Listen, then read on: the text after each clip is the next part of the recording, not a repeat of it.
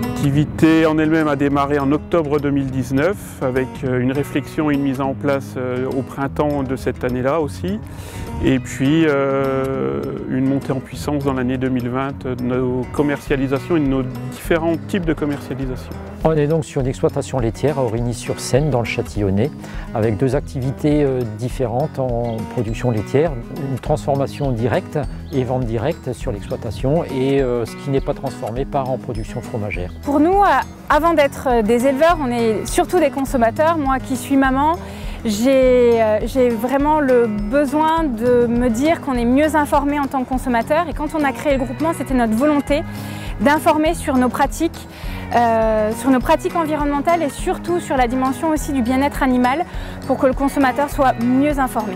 Le consommateur est une clientèle donc soit directe, soit indirecte. Directe avec la vente directe sur place à la ferme et indirect par le biais des revendeurs donc en ville, sur la Côte d'Or, sur la région et sur le territoire national. Les filières courtes et les filières longues sont complémentaires l'une par rapport à l'autre. Elles permettent d'apporter de la diversité, une offre différente auprès du consommateur. Ce qu'on cherchait à faire quand on a créé le groupement, c'est à ajouter de la valeur ajoutée à notre production en cherchant du coup à aller directement vers le consommateur.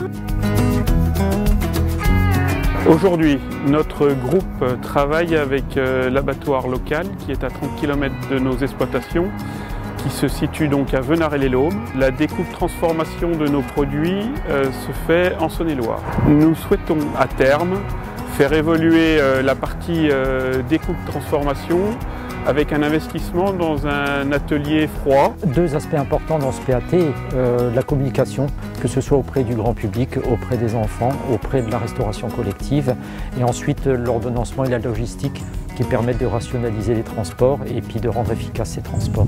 C'est un véritable outil pour nous aider à mettre en œuvre nos objectifs.